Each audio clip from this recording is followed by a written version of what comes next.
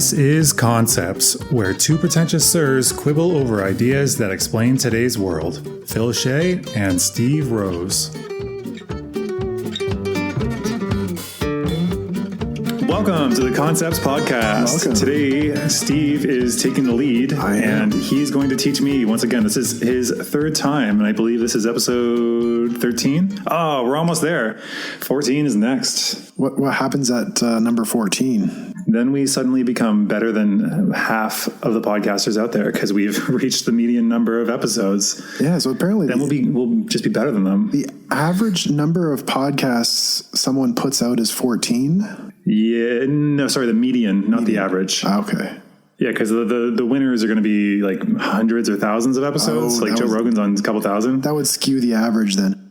Okay. Exactly. Yeah. So let's just say... So the median is 14. Of people who put out podcasts, most don't go beyond 14. Yep. Okay. So once we hit 14, then we'll be average, and then one more, and... Better. We're there. And we can stop. We'll stop. We'll stop. See, we could follow through enough that we can say we're better than most people are following through. On podcasts, at least. Yeah. Yeah. And we'll have that forever. Anyway, we just all completely unrelated. What is the topic today, Steve? See, this is what I'm talking about. Yeah, so this is what happens when Phil's not talking all the time. When Phil's not leading. Well, I lead from behind, and I think that's a concept we can talk about at some point. Because it is something we should talk about. Also, I am Phil and he is Steve, just to be clear, because we did it right last time, but this time we forgot again. Yeah. We forgot again. Okay, so my name is Phil Shea. I am working on a D&D website. You can go to makeaskillcheck.com to check that out. I'm also writing stories for young adults and adults at this time. And my name is Steve Rose, and I write about mental health and addiction on my website. I also work as a counselor and rogue academic of sorts, I guess you can say. Yeah. Perhaps. Can I call myself a rogue academic? Sure. Why not? Let's do it. I'm sure there's no official board to come after me for that title. No, they won't come after you. Great. So today we're talking about the concept of transitional stress. This is actually something that is fundamental to my own academic history. It's the topic of my dissertation. I referred to it originally as transitional trauma, but then the psychologist on my committee suggested that word has specific diagnostic connotations that I should probably not bring in. So I changed it to transitional injury, but you can also call it transitional stress. And so that's what we're talking about today. Wait, so are you saying that transitional stress and transitional injury are the same thing? One seems like it would lead to the other. It's the same thing pretty much, just different words. And for the purposes of today, let's just say transitional stress. Okay. I mean, it seems odd to me that you would throw another label onto something that's the exact same, that already exists. But I think we can firm this up a bit because I think it sounds like I can guess what these things are. What do you think? Both sound distinct to me. Okay, so transitional stress, if I had to guess, would probably be very related to loneliness and a lot of that, because when you're switching to a new stage of life or new situation, it seems like there'd be a lot of stress having to deal with and adapt to all the new things that are happening, because you're going from probably a more stable situation to a very unstable and maybe without supports situation. Mm-hmm. And that stress could lead to transitional injury, however you define that, similar to, I think, a concept you've introduced me to called moral injury. So to me, it seems like one would lead to the other. Right. But I don't know what these are, so go ahead. Yeah, I guess functionally you can say the stress is your inability to adapt, and it causes stress on your system or psychological health. But then the injury would be something that's perhaps a result of the stress, and now you have almost a chronic state of suffering beyond just the acute stressful event. And so that's perhaps a fitting way to frame this. Very good. It actually makes me think of the psychological models for mental health. There's two, if I remember them correctly. One is called the diathesis stress model, and the other one is I can't remember what it's called. But it's the diathesis stress model. It means that I think this is the one where you have a certain genetic predisposition for something, and then, like, imagine a cup. and you have to fill the cup till it's overflowing to get the full-blown disorder, to make it simple. And your genetics fills it up to a certain point, and then stress, temporary stress, but if there's enough of it, it will make the cup overflow, and then you can manifest either temporary or full-blown lifelong mental health issues. Is it similar to that?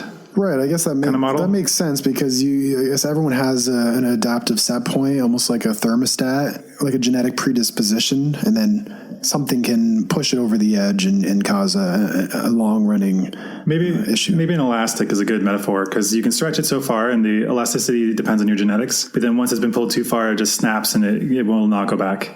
Right. Exactly. And that's without intervention. That's kind of like what the nature of trauma would be. It's the overwhelming lack of control in a situation that could be potentially affect your life, and your psychological state snaps. We talk about PTSD as being what this is. And when we look at veterans in transition to civilian life, what's the biggest psychological label thrown around? It's PTSD. Post-traumatic? Yep. Yeah.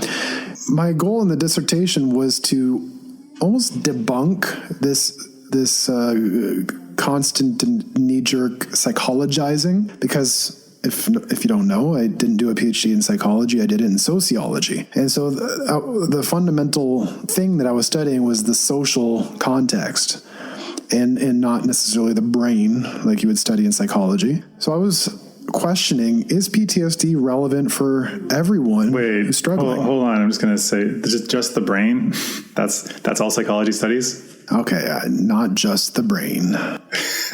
Okay, continue. But you know what I mean. I got to heckle you a little bit. You know what? I like the heckling. I told you we should probably do some more heckling in this. So yeah, so I did it, even though it's pedantic heckling. Keep it up. We gotta live up to our intro. Quibbling. We quibble over ideas. So more quibbling, I say.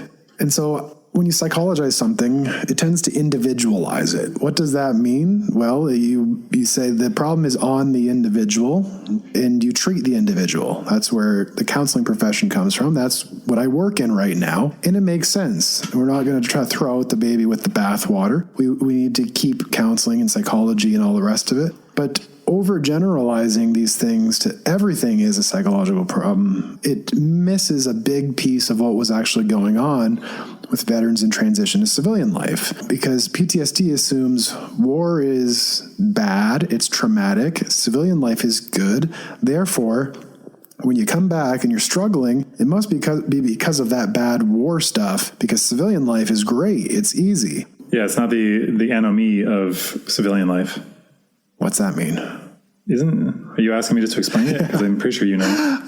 Enemy, if I remember correctly, it's the kind of moralist society where if you have an anomic society, if you're breaking a social mores, or a social rule, people will not do anything about it. Like, for instance, I felt very anomic in China because it's there's too many people, you can't intervene all the time, and it's just basically the rule of the land typically is it's not my problem. And so if, say, a man is beating a woman in public, they might not have anybody intervene because it's not their business. And I've had friends that did intervene at times, and they got yelled at by the woman to go away. So like an anomic society in that way, it kind of feels depressing and purposeless, and there's nobody reinforcing social norms. Exactly. So everyone's out for themselves, high individualism. And you got ahead of me, but that's exactly it. We don't question civilian life. We just unquestionably think it's great. All the problems with veterans must be from war. But when I interviewed these Canadian veterans, they came out with something like, although war is hell,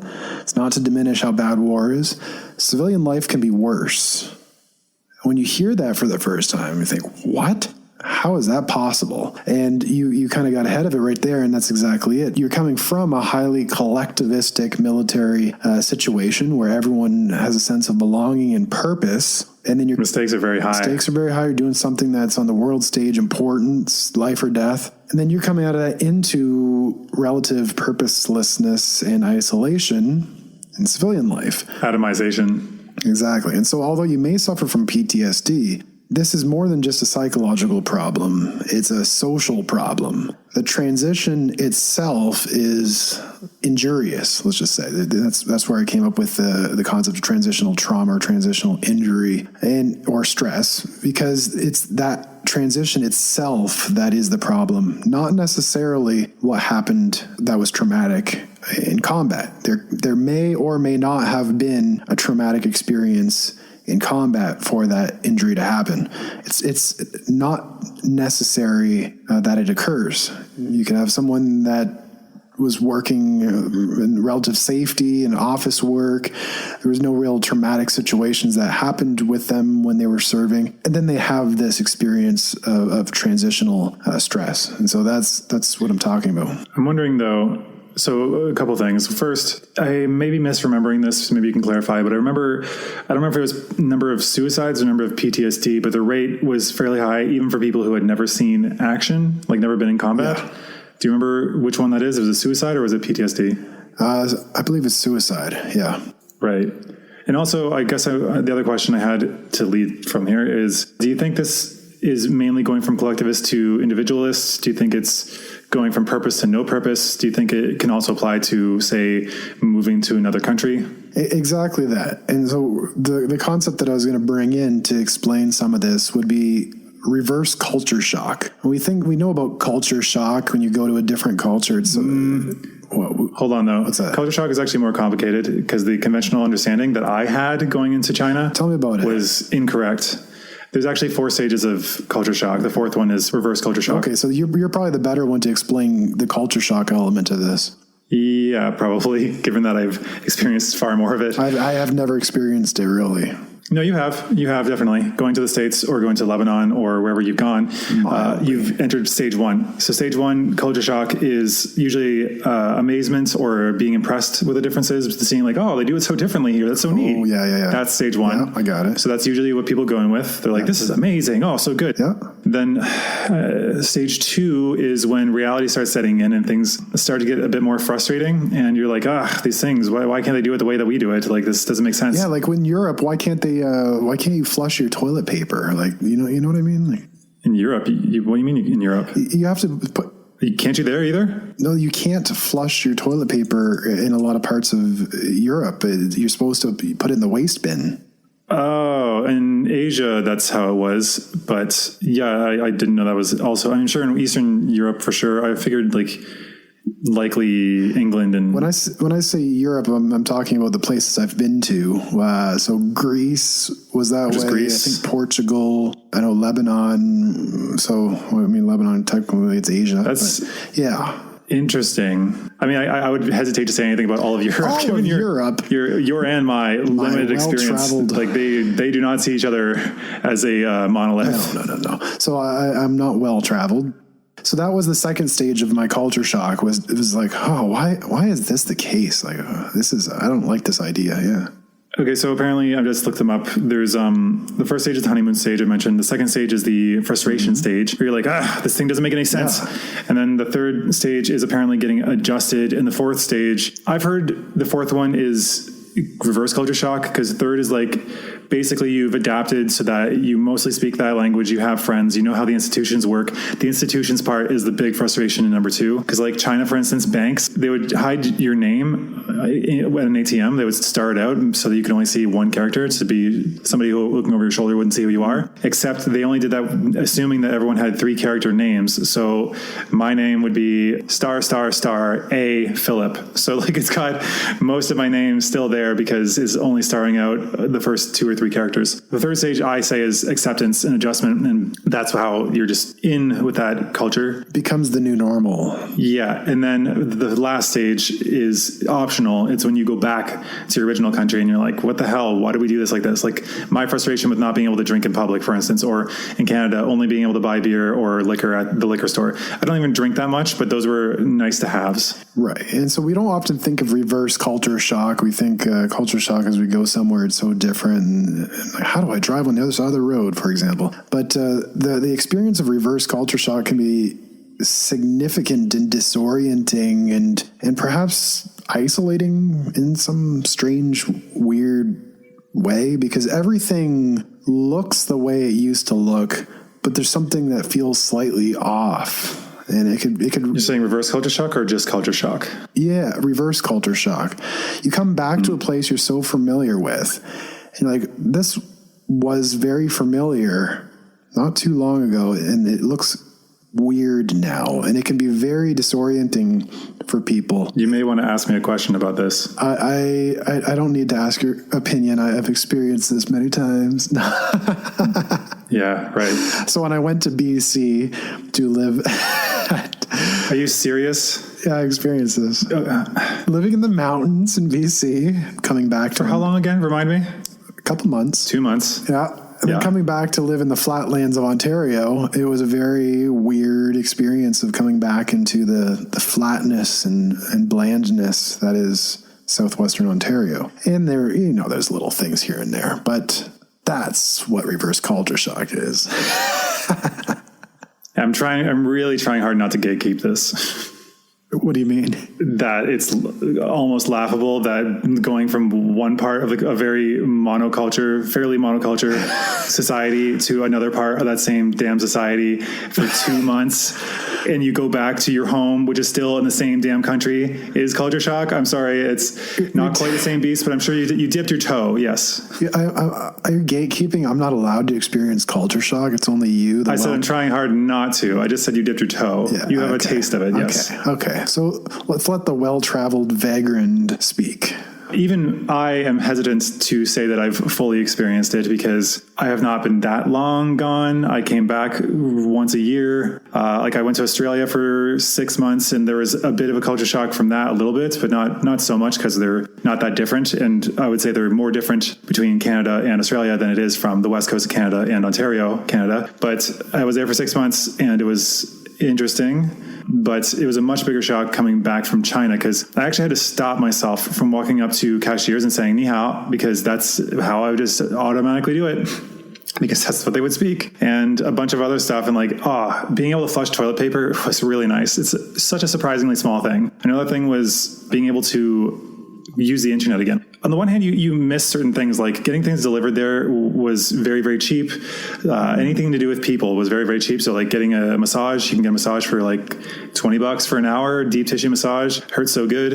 But then here it's like $60 for a half hour sometimes or more. So like the price differences and just the fact that you could see old people hanging around in parks and seemingly enjoying themselves and a bit more community a lot of the time there's upsides and downsides of both. And then you come back and you hear people complain about Canada. This is kind of what I talked about before. I've alluded to it several times, of making complaints about Canada with no real context. They've never really left, and thinking they know exactly how to fix this country when they have not seen any other system operate. That kind of stuff just kind of like irks you a bit, just the small-mindedness of these things, or just the ignorance, I guess. Not that they mean necessarily bad, and not to like denigrate their opinion, but it's just not informed enough, I guess. I find it more interesting to talk about the actual culture shock of being abroad, because that feels related, but I'll throw it back to you now.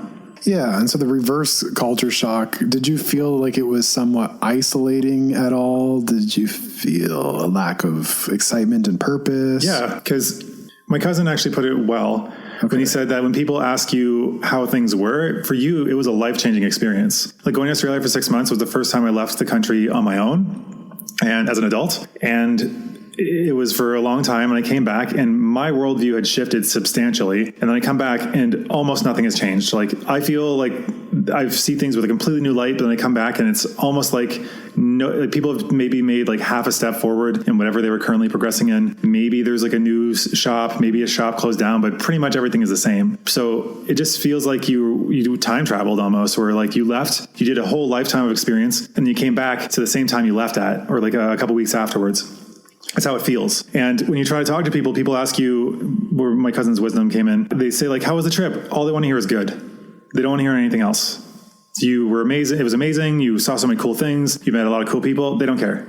This is including family a lot of the time. Yeah. Okay. So that's what I'm trying to get at here is the isolation of like them not relating. It's an isolation and a disorientation in that you come back and your whole world is revolutionized and changed, and you've just had so much growth in your perspective, but everything else here is like molasses. You're like, wait a minute, this is weird, because I'm not the same me that left, but everyone else is the same. It's kind of like the hero's journey. Yeah. You went off to the hero's, whatever they do, the struggle. You overcome the struggle. Well, you have to leave home and perform some acts and come back changed, better for it, and able to take on whatever the problems are in your own setting, I guess. Exactly. So that hero's journey comes with another hero's journey.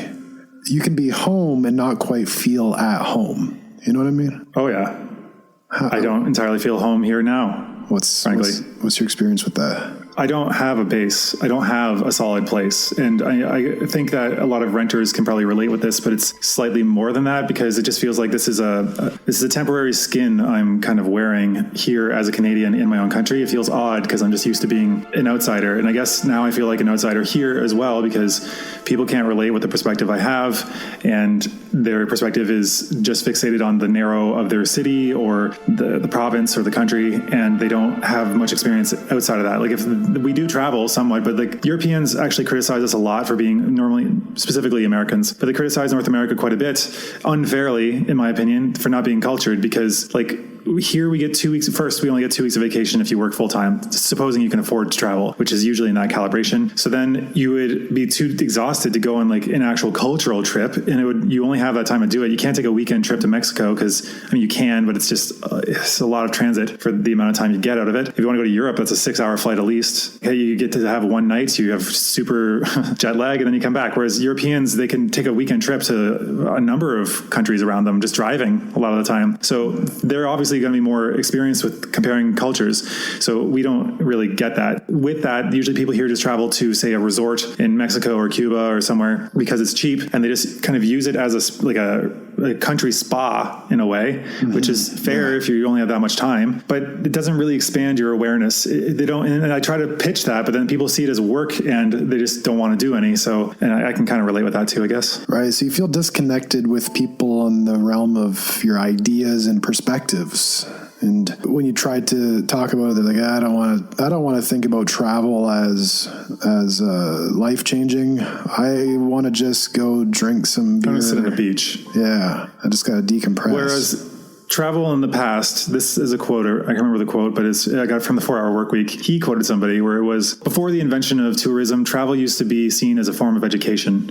And I very much think it's extremely valuable for that, because it's not education like the boring kind of classroom sense. It's more, you're there, you're interacting with people, you get to see how cool things are done. And as long as you're taking that perspective, you can learn a lot of things. And I think with the reverse culture shock, I was forced into even more of an outsider perspective on our own stuff. And so I will ask seemingly stupid questions about, why do we do this way? And the answer often is just, we just do, and nobody questions it. And because you have this kind of, I guess, beginner's mind from Buddhism, you're kind of viewing things from a novel perspective where people here just see it as is. Right, exactly. Yeah. And so you've had this experience of coming home, but not really feeling at home in a sense. Coming home physically, but not mentally. Right. But like mentally, I don't know where my home is, frankly. Yeah. So maybe that's a downside to it. And what is home? You know, this idea, because it's very interesting to talk about with you because we're so opposite, as we keep bringing up throughout our conversations. Yeah, we've commented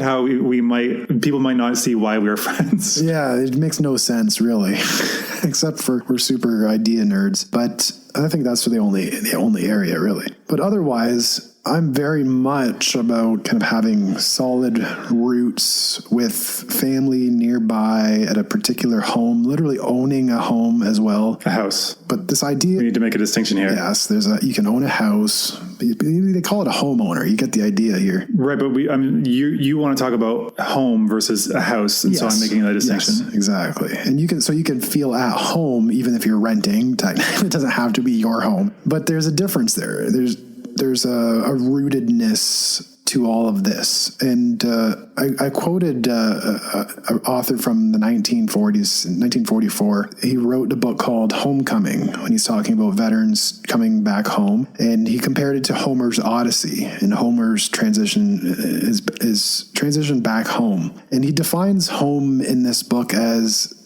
quote, to feel at home is an expression of the highest degree of familiarity and intimacy. Life at home follows an organized pattern of routine. It has well-determined goals and well-proved means to bring them about, consisting of a set of traditions, habits, institutions, timetables for activities of all kinds. And this is kind of just this cozy, nice definition that which you can probably see why I resonate with it, being the hedgehog. Creature of habit. The hedgehog type I am. I like to burrow down and feel comforted by these types of things. When I describe this concept of home to you, what are your thoughts? I guess because it's tied in institutions, I can't really count any of my time in China. I guess I have had fleeting homes at times because I was technically kind of institutionalized in a way with the English school I was at, because they were your main support and your family away from home. Or when I was studying Mandarin in Beijing, it was a lot more routine based, and I could turn to the institutions somewhat. Honestly, the bureaucracy there is just so out of control and annoying. It was almost impossible. Anytime you'd engage with them, it was just super frustrating. So that's why I'm hesitant to say it was like home, because after traveling or being here, I would feel away from home. And then when I would go back to my routines there, then I would feel more home-like, I guess. Right now, though, I guess it just kind of all feels temporary and tenuous because nothing is permanent for me. And what I usually seek are relationships that I can take with me and keep in contact with. So to be friends with me requires almost that you're either willing to have phone calls and not video, because I kind of hate that, but willing to be able to have long distance, slow conversations over text. And a lot of people, I find, they can be great in person, but then they are not good at conveying their personality over text. And those ones I tend to not stay really in touch with. So I've got, I guess, a network of people who are similarly adrift in the world and don't have that home sense maybe. So and that's even our relationships. We actually never see each other in person. I think people might get the wrong impression by listening to this recording. The way we've crafted it, it sounds like we're in the same room in like a recording studio of some sort. So people have said, yeah. And so we're actually quite a long ways off. I'm in Windsor, Ontario area, and you're in Toronto. And I'm in Toronto, yeah. Which is kind of close technically, but it's a 3 or 4 hour drive, I think. Yeah. But we actually only see each other like once or twice every couple of years in person. Every year usually, with the pandemic less, but like once or twice even though I've actually been in country. And so our conversations are highly fluid and remote and text based primarily. And I guess we don't even talk a whole lot. This podcast is really our kind of excuse to do voice calls. So that's interesting. We used to do it a lot more. When I was in China, we would do it fairly often when you were driving a lot and I was walking around. Yes. I'd have long drives and we'd be in opposite schedules. So it worked out. Found time. We used our found time to talk to each other when it lined up. So the whole point of this is that your home is very fluid and it's in your relationships that are distant. And I think we've talked about that you are really, really good at networking and staying in touch with people. Even if you don't realize it, you really nurture relationships with people. And perhaps would that be your version of home in a sense? Are these particular relationships? Well, like I was saying in the last episode, which we recorded today, the last episode, I was saying how the institution of friends is probably stronger for me than you, because you've really cut out a lot of the relationships that are more loose for you. For me, I guess the practice I tend to do is, well, for one, I try to avoid the thinking that if they care, they would have messaged me, because people think that all the time. And I don't think you're not messaging them. No, not you, but I just mean people. Yeah. And the fact is you're not messaging them either. So it goes both ways. Right. So for me, I guess if I think of somebody or something makes me think of them, I might reach out. And even if we're not that close, we actually get closer because I do that sometimes. And then they are more willing to reach out to me in the future as well. And then we catch up and then maybe we might stop talking for a few months. And I have a lot of kind of looser friendships in that way that have been very helpful both ways. And I guess it makes sense because my version of home is institutionalized in more traditional means of, I guess, home ownership, family, extended family, and all the rest of it. Those kind of more habitual patterns of living versus your version of home tends to be more found in those fluid relationships. Yeah, pretty much a lot of the time. And there's a bit of a hesitancy of like, do I even have a home? What is home? Do I need it? Do I need a home?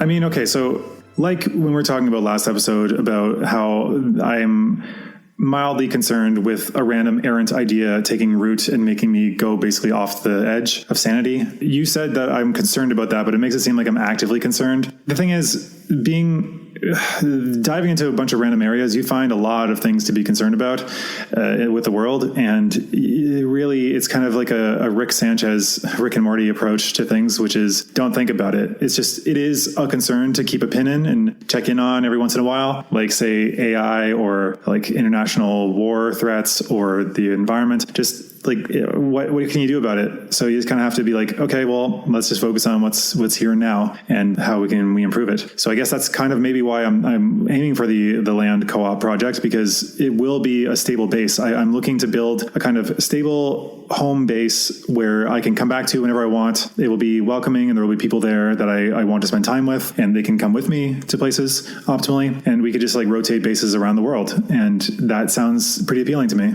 Right, exactly. So there is this yearning for something more stable or home-like in a sense, even though it's not the traditional definition of like the nuclear family home. You're finding that in a different way. Yeah, I guess the thing is it's about community in this way, because it's like I have a community internationally, but it's kind of like I'm the central node and a lot of them are not connected. They don't know each other. And I wouldn't mind one where I see them interacting and we can hang out in person. And like, cause obviously it's not the same talking on phones to people. And I think another thing that the physical home part is also something that is undervalued a lot of the time, because I have a lot of hobbies that I like to get into.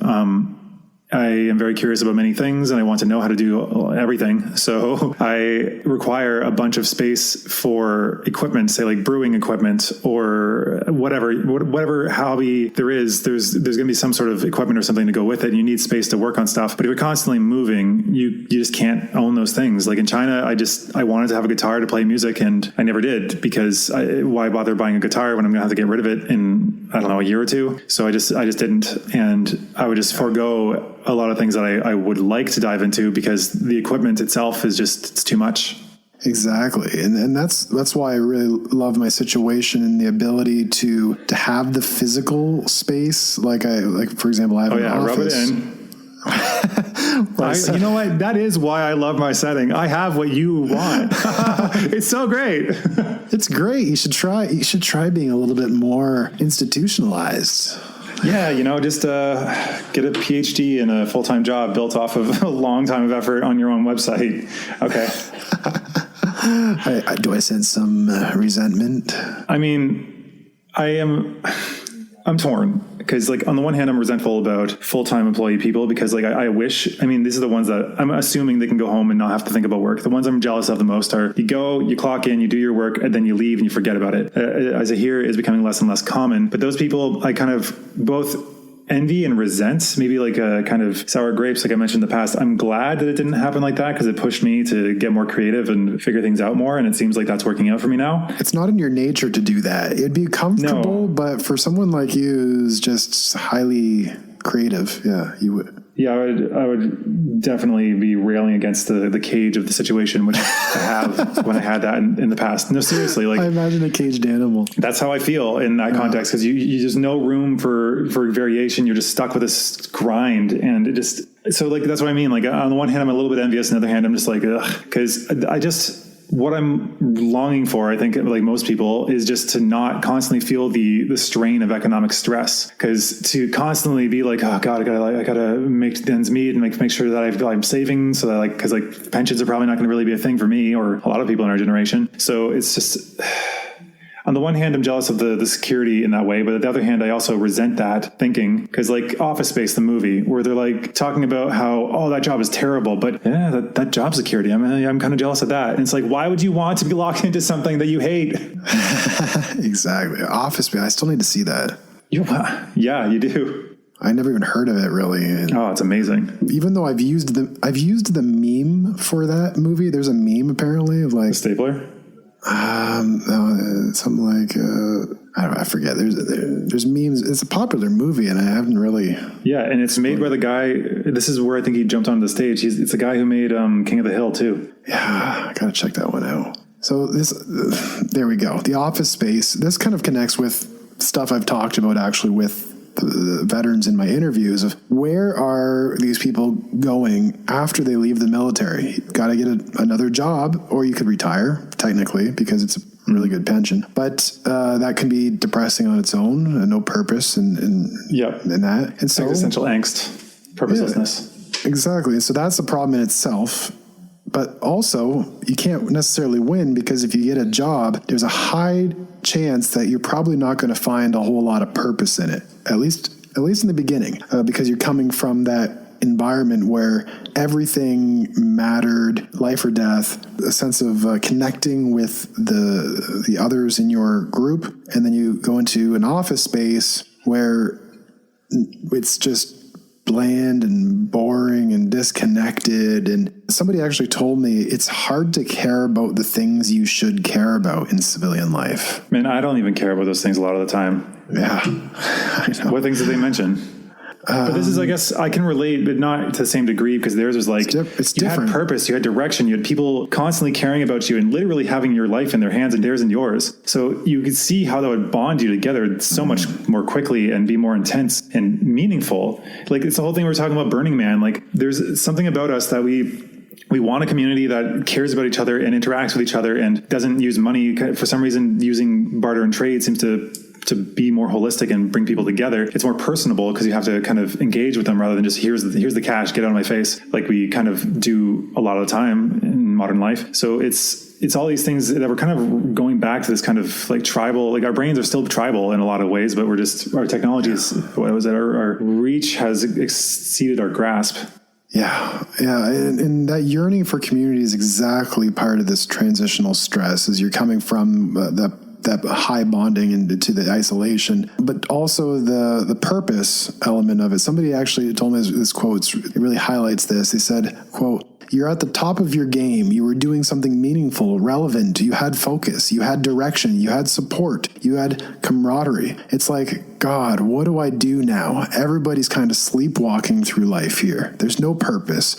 Nobody stands for anything. Life seems very shallow after that. Yeah, see, I very much relate with that. And I could tell, yeah. One of the things that's bothering me now is just the people's perspective on government. It's kind of like this whole neoliberal push that the answer to the problems is not government. The problem is the government, which is, I think, a Reagan phrase. But it's like, okay, we need to demand more from the government. But then people, when you talk about these things, say, nothing will come from this, but don't bother. It's just a waste of energy. So it's just this learned helplessness. People are checked out. They hate the way things are, but they're just so beaten down or busy that they can't be bothered to do anything, or they think it's just fruitless. And it's like, why have we all given up? We've been basically just trained to give up, but this is not going to fix itself. And so that's where I relate with the last part, where like people are sleepwalking and they don't seem to care. And it's like, when you have woken up enough to see that, you're like, my God, what are we doing? What is the point of this? Like that quote I sent you, God, I got to find that because it's so prescient on the topic. Yeah. Where it was like, they're dull and bored and hold on, I can find it pretty quickly. It's so interesting that you can relate to a lot of this military ethos. When I see you as really the exact opposite of a military person, like you would probably never join the military. It just doesn't seem in your nature at all. But the elements that it offers are things that we all desperately want and need, and what we're basically seeking. The reason we try to achieve and get a really attractive mate and do all these things is because we're seeking these things. These are the things that actually make us happy: connection, community, purpose, meaning, whatever, and leisure, all in combination, and productive work. And all those things are basically, we're alienated from those things. Like this is, I guess some people would say capitalism, because like I was saying about building on the land, if I go and do work for somebody else, I build a structure because somebody paid me, I go home with cash, I don't really feel that great about it. I don't feel that accomplished. I don't feel like I did too much to better somebody's life. Maybe some rich person's, I guess. And people might be resentful of that. But then if you build it yourself for yourself and you reap the benefits of your labor, it's much more meaningful. I found the quote, by the way, if you have space for me to insert it here. Sure. Okay, so this is a quote from the book E13 by Richard Koch. Every time you say this quote, you mess up his name. Yeah, whatever. It's not even his quote. He's quoting another book, but it's an amazing book. Please read it. Please. What's the 20-year rule? Okay. Yeah, and 92 other scientific principles that explain the world. Okay. It's basically this podcast, but in really condensed form. Oh, so good. Anyway, quote. Quote, in the average company, the boys in the mailroom, the presidents, the vice presidents, and the girls in the cenopool have three things in common. They are docile, they are bored, and they are dull. Trapped in the pigeonholes of observation charts, they've been made slaves to the rules of private and public hierarchies that run mindlessly on and on because nobody can change them. End quote. Right. Fuck, that's depressing. Yeah. People are sleepwalking through life here. Because we're in this system that doesn't want to change. It's like even the people up top, like they don't seem to understand what until there's a serious crisis. And I don't think the pandemic has instigated a big enough one, it seems, that like the country's actually in peril. It doesn't seem like they're actually going to wake up. And it needs to change or else it will lead to that. We are headed towards that, the West. And like the enemies of our countries, which do exist, that wish us not good things, they are definitely doing what they can to tip the scales in the favor of chaos. Right. Yeah. That's neither here nor there. It's such an interesting overlap between this conversation, which we had in our episode on internalized capitalism. If you're interested in learning more about this particular thing, we really explore it there. But how you are resonating with this core element of the military ethos, despite being really the exact opposite in terms of your actual lived goals and experiences and tendencies. I have another quote. I want to get your thoughts on this one. It's kind of like the other one I just said, but like on steroids. Okay. He says, quote, if you're around army guys, every civvy is a dirty, long-haired, bone-idle, slack, dope-smoking civvy. Civvy is short for civilian. Another person says, coming back to the civilian world, there is no sense of urgency here. People are slack and they are bone-idle. They are unmotivated and they don't know how good they've got it. Everything's amazing here and people are still miserable. Now try making friends with those people. What do you think?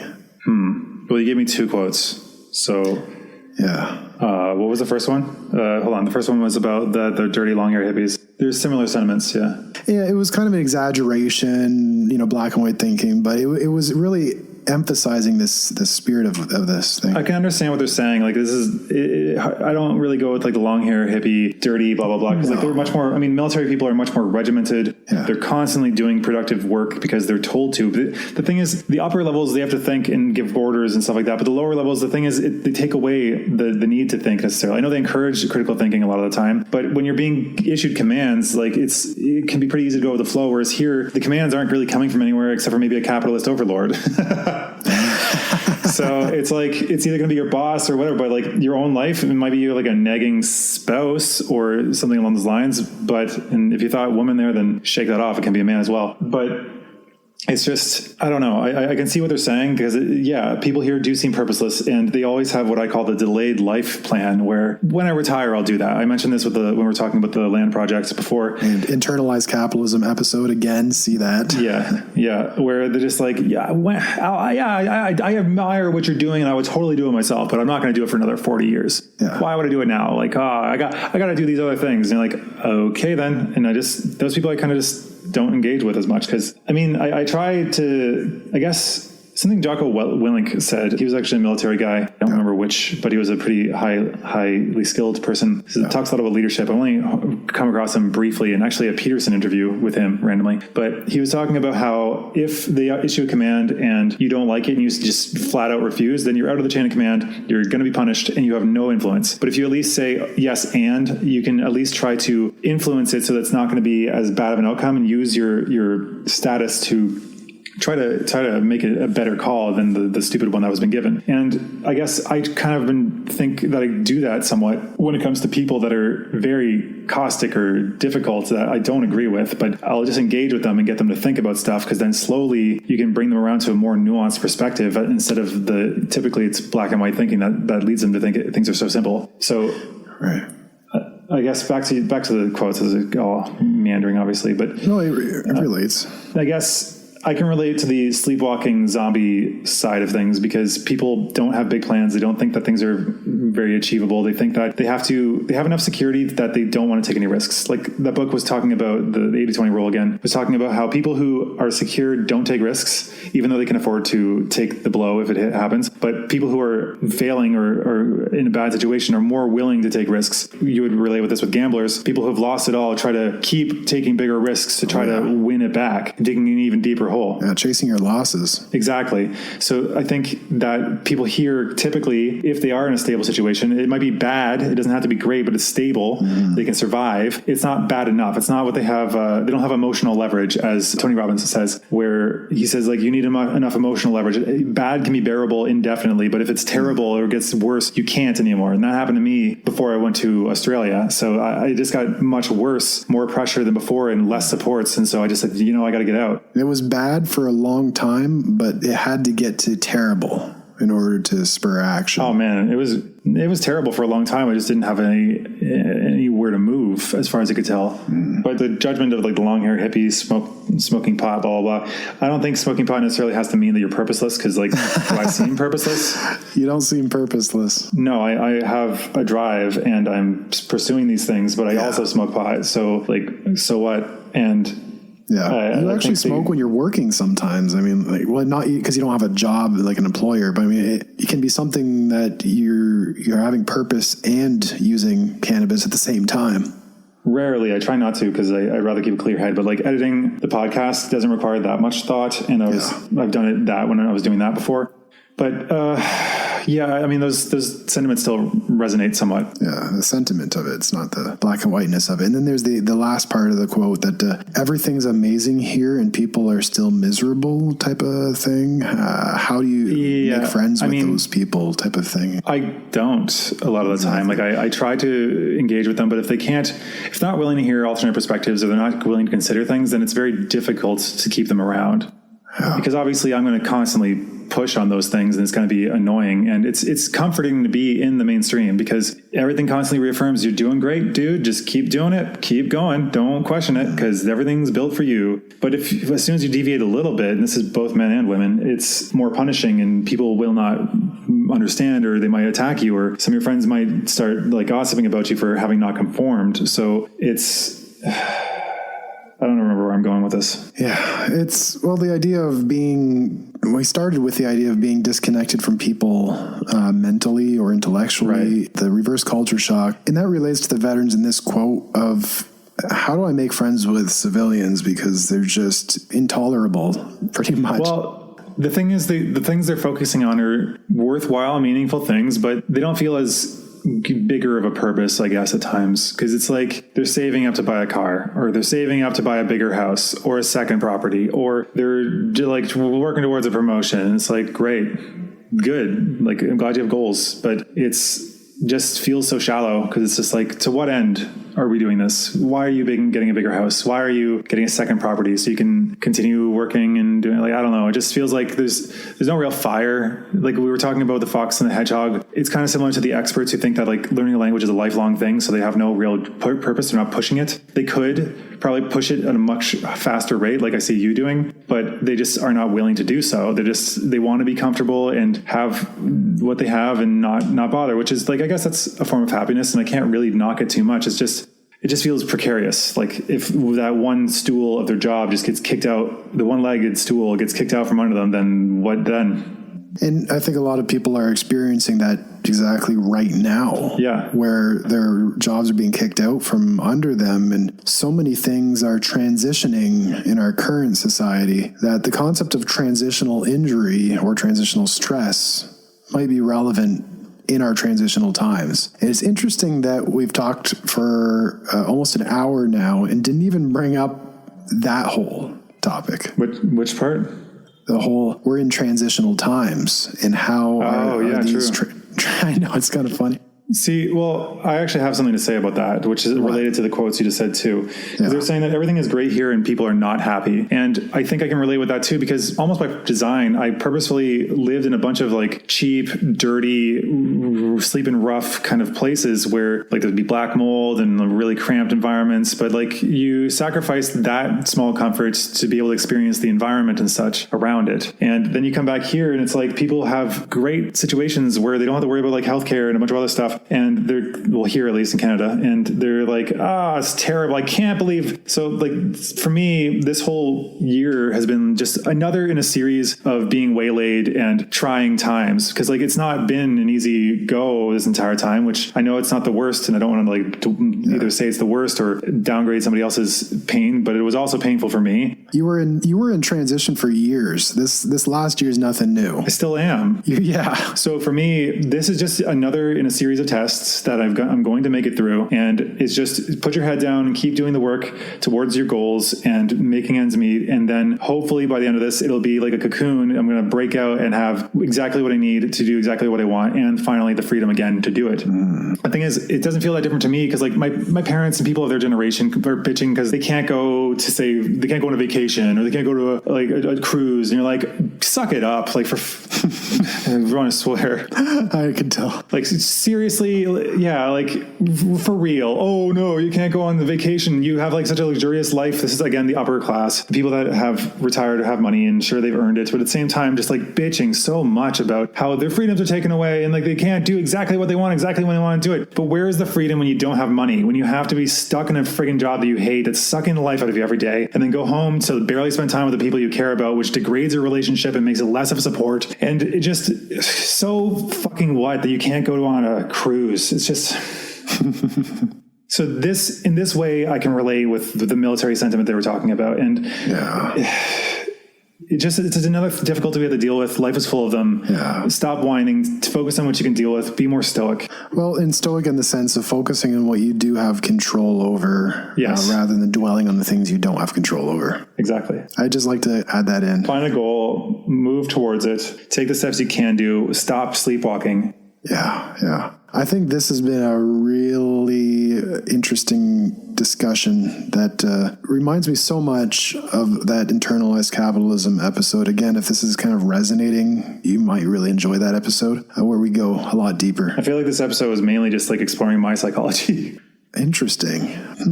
It really has been. Mr. Counselor. Yeah. I didn't expect it to go that way because I was leading an episode on transitional injury based on my research on veterans in transition to civilian life. And we do have to tie it back though. Well, this is what I was saying. Okay. So one of the points I was going to bring up before when we first proposed this was when at my time in Australia, we never even touched really on that, about how I was alone the entire time there, and my family was not good at being supportive, and they still aren't really. And I don't have really any shame in saying that, but they might get offended, I'm sure, if they listen to this, but they're not going to. So like that's the goal. That's kind of like this reinforces what I'm saying. So I was there alone from all of my supports, and they're at least a 12-hour barrier away from me, and I was broke as shit, and it's really expensive. I couldn't find a job, and all the friends I had made were in the hostel, but they were backpackers, so they were transient as well. So they were there for a few weeks, and then within a month, they were all gone. And the girl I knew that invited me to go to Australia, she disappeared within a month, and so I didn't have even her, which I didn't really expect that to necessarily work out. I hoped it would, but it just seemed like a long shot. But overall, I was just basically, I wrote a post called Sober, Depressed, and Alone, which I still look back and think back on fondly in a weird way, because I took action during that, where like if you're in a hole, doing nothing is going to keep you there. You have to do something to get out of it. You can't hope that somebody's going to come along and save you. Basically, I was sober, depressed, and alone because like I didn't know anybody. I couldn't afford any alcohol, and I was in my one room by myself in a share house where I didn't really know anybody. Kind of cold because there was no heating because I couldn't afford that either. And it was Australian winter. So then I forced myself to, I say, okay, I just have to put on my shoes. So I do that. Okay, I just have to grab my passport. Do that. Okay, I just have to lock the door. Okay, it's locked. I can't go back. Now I just have to start walking down the street. And I would go to clubs. I would go to clubs to meet people. This is where pickup came in, because it was a kind of a stoic philosophy where it's like, go and take action. You have to take action to get what you want, which could be to like meet somebody you really care about, or just connection, I guess, at that time. And it gave me the tools I needed to get out there and get to a place and start talking to people. And that particular night was interesting. It actually turned out to be really, really good despite starting so low.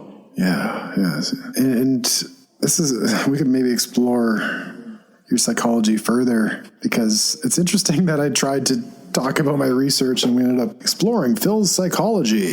Yeah, somewhat. But the reason I wanted to mention that, but also I wanted to get you to refocus on the thing. So like we started talking about that, but we were way, way off. So transitional stress, how do you think that relates to what we've been talking about? Relates to what we've been talking about. We've been talking about it the whole time. Elaborate. How it relates to what in particular? Pick anything. Honestly, we've been talking for like an hour, and people who are listening to this are going to be like, okay, we started with transitional stress, but then they end up just talking about like purpose and meaning and military and stuff. So like, remind us what it is. Right. So the idea that in times of transition, like transitioning from the military to civilian life, or perhaps transitioning from a job to a different job, or a job to no job, or from one country to another country, or society as normal to a pandemic, society to the pandemic, whatever the transition may be, it could be even retiring. There's always a risk in these times of transition of losing a sense of purpose and belonging. Those are the two kind of ingredients that we've been playing with here. Purpose and belonging. You get them when you are in the military. You get them from perhaps a job. You get them from family often, or whatever institution you may find those things in. If there's a time of transition, you risk losing both of them. And the isolation purpose one is highly relevant right now in our societal transition, where we are literally being isolated, and perhaps our employment is either suffering because we're trying to juggle too many things, or just to cope rather than actually pursuing higher purpose, or your job's taken away and there's a lack of purpose. Whatever it may be, these things are at risk. And so when we're talking about mental health in transitional times, we have to look also at the social context, the social health of the environment, and not necessarily blame individuals, but look at the bigger picture, see what's happening, and how do you get out of it?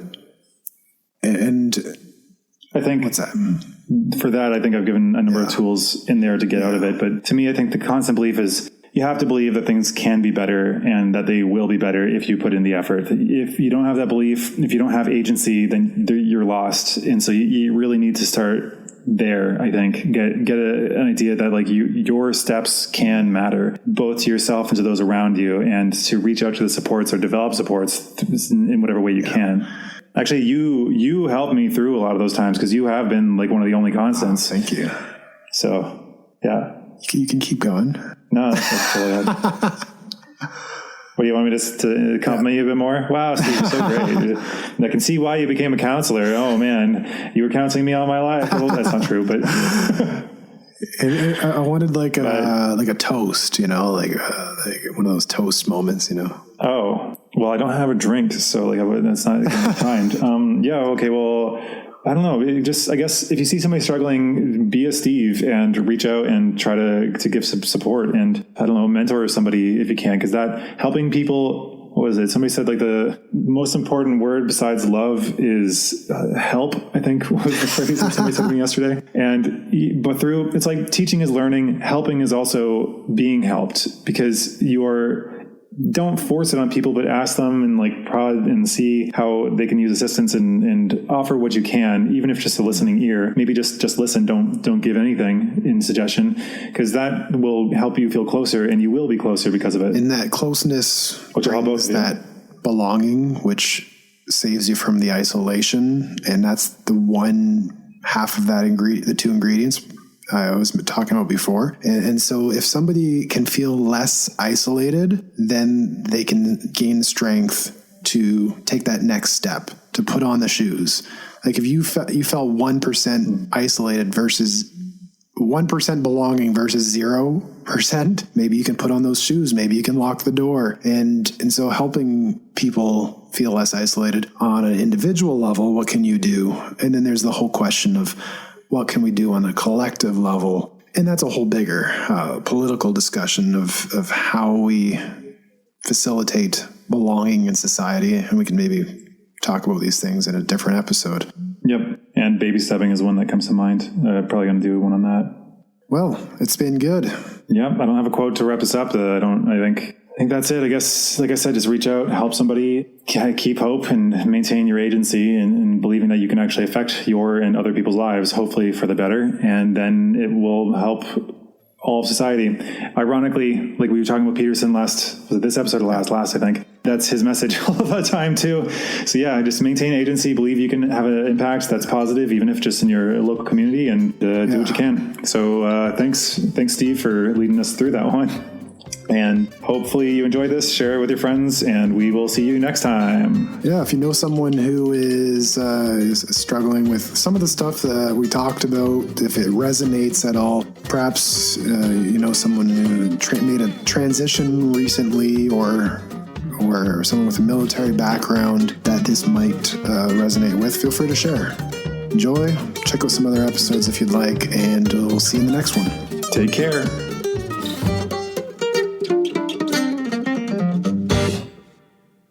Welcome to the Concepts Podcast. That's the amount of energy you want to come up with this with? Is that too much energy?